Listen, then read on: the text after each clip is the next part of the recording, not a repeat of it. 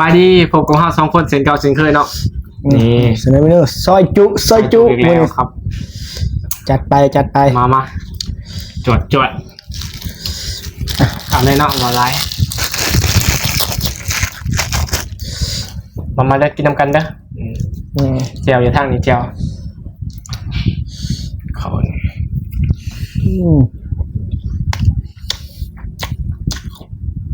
พักกับเว้นไปลองเลย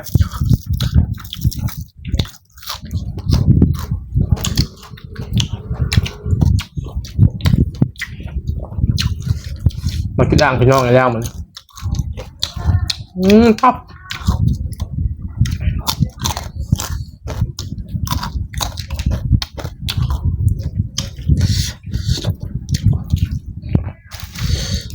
ข้าวเหนียวสายสดเนาะสายสด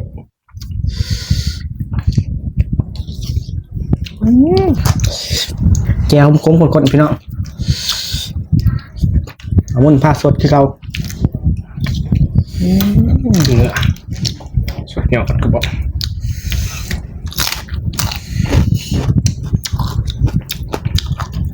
โดด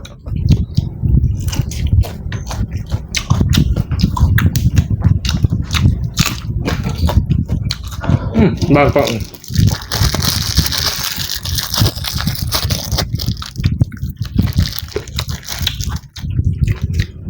ผักก็มีหลายอย่างพี่น้องเขามุมกองน้ำบ่ได้เต็มใช่โดดจากบาทปิดเต็มพี่น้องเอ้ยมาคำเดียวรู้เรื่องโดด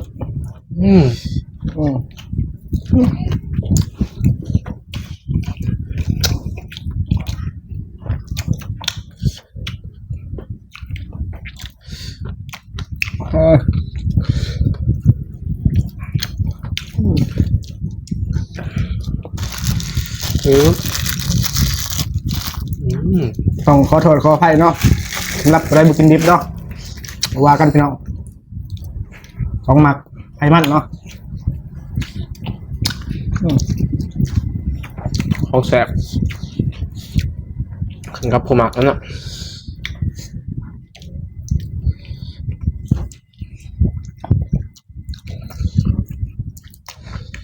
ซาซิมิเมืองลาว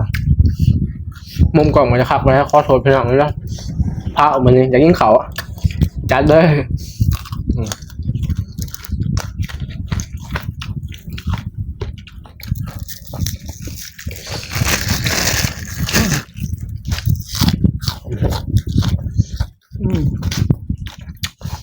ผักลายปังโอ้เจ๋วผมอำลำเลยพี่น้องไงผมย่างเดาเนาะ